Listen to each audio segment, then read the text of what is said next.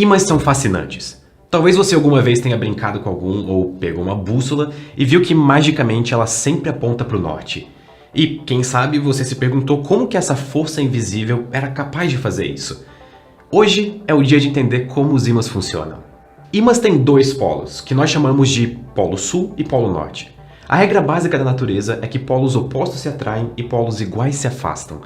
Mas, curiosamente, mesmo que a gente pense que ímãs possuem alguma propriedade que é só deles, que faz eles serem magnéticos, na verdade, outros materiais que não são magnéticos podem se tornar magnéticos quando colocados perto de outros ímãs. Existe um experimento bacana que você pode fazer em casa com uma bússola e um fio que passa corrente elétrica.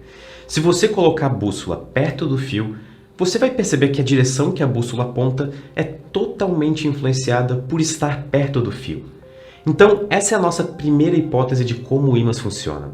Magnetismo tem que ter alguma relação com correntes elétricas. E, de fato, essa é justamente uma das relações mais fundamentais da física. Cargas elétricas em movimento geram campos magnéticos. Se você tem um elétron se movendo, o movimento dele obrigatoriamente gera um campo magnético.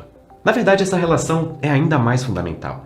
Nós podemos generalizar ela para algo como uma mudança em um campo elétrico gera um campo magnético. Se você tem um elétron parado, ele está gerando um campo elétrico.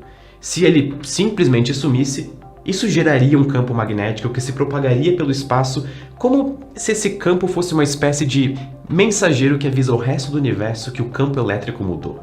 Essa é a famosa lei de Ampère, e ela é a base para eletroímãs. Campos magnéticos são simplesmente campos elétricos em movimento. E essa é uma das razões pelas quais nós não temos ímãs só com polo sul ou ímãs só com polo norte. Todo ímã sempre vai ter no mesmo ímã um polo sul e um polo norte. Se você cortar o ímã ao meio, dois novos polos surgem. O magnetismo é uma consequência do movimento de partículas com cargas elétricas. E isso vai ficar mais claro agora. Um dos melhores lugares para encontrar partículas carregadas se movendo o tempo todo é em átomos. A estrutura básica de um átomo é um núcleo com prótons, que tem carga positiva, e um ou vários elétrons, que tem carga negativa, se movendo ao redor desse núcleo. Só que o átomo como um todo geralmente é neutro. É como se os prótons e os elétrons cancelassem o campo um do outro. Só que ainda assim, pela lei fundamental que nós acabamos de ver, os elétrons estarem se movendo ao redor do núcleo tem que gerar um campo magnético.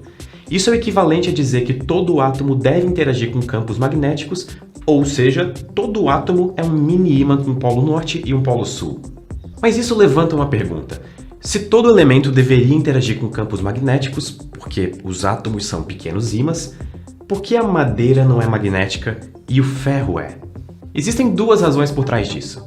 A primeira é que nem todos os átomos são feitos iguais. Alguns elementos, como ferro e níquel, têm uma distribuição de elétrons orbitando o núcleo atômico que geram campos magnéticos especialmente fortes. E por conta disso, esses elementos vão ser mais suscetíveis a serem magnetizados.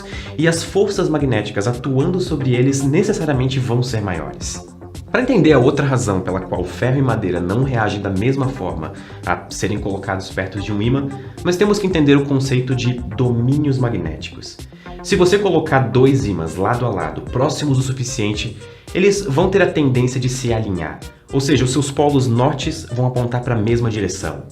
Da mesma forma, átomos próximos vão todos alinhar os seus campos magnéticos e criar uma região maior, com um campo magnético mais intenso, apontando em uma mesma direção. Todo esse aglomerado de átomos alinhados magneticamente é um domínio magnético. Quando pensamos nas propriedades magnéticas de um material, é conveniente pensar nesse material como composto de vários domínios magnéticos, cada um apontando numa direção diferente de forma meio aleatória. E quando colocamos um ímã perto do outro, a tendência é eles se alinharem. Então, o mesmo deve acontecer com domínios magnéticos dentro dos materiais. Mas esses domínios, em muitos materiais, estão fixados rigidamente. Então, os ímãs atômicos dentro de muitos materiais não se alinham. Mas além dessa força de atração que surge para alinhar os campos magnéticos, existe outra força entre o ímã externo com o magnetismo dos átomos. Essa força é devido à interação do campo magnético com as correntes produzidas pelos elétrons dos átomos, e é sempre uma força repulsiva em relação ao ímã. Isso é chamado de lei de Lenz. Isso significa que quando o campo externo tenta alinhar o domínio magnético, surge uma força que repele o domínio do campo.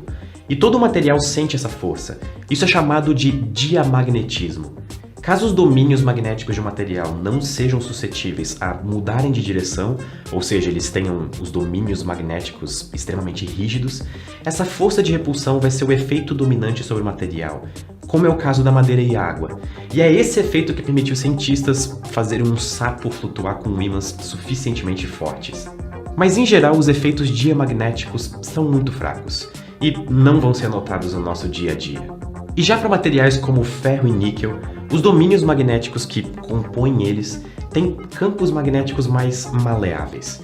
E quando esses materiais são colocados perto de um ímã, os domínios magnéticos se alinham e formam uma estrutura ordenada. E isso gera um campo magnético forte com norte e sul bem definido a partir do pedaço de ferro. Ou seja, o pedaço de ferro se tornou um ímã, e o ímã vai ser atraído por outros ímãs.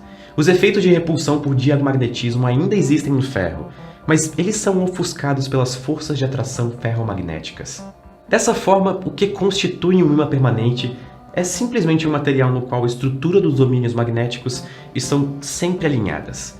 Como todo campo magnético aponta para o mesmo lugar, eles formam um campo magnético único e intenso. É assim que materiais ferromagnéticos podem ser transformados em ímãs permanentes. E, na verdade, existem diversas formas de fazer isso.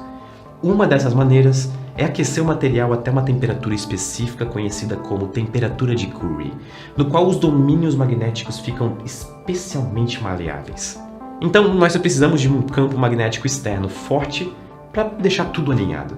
Depois disso, o material é resfriado, ainda na presença desse campo magnético externo, e então ele mantém essa configuração. Eu honestamente acho extremamente incrível que tudo que nós falamos nesse vídeo, na verdade demorou praticamente um século para ser descoberto e descrito com precisão.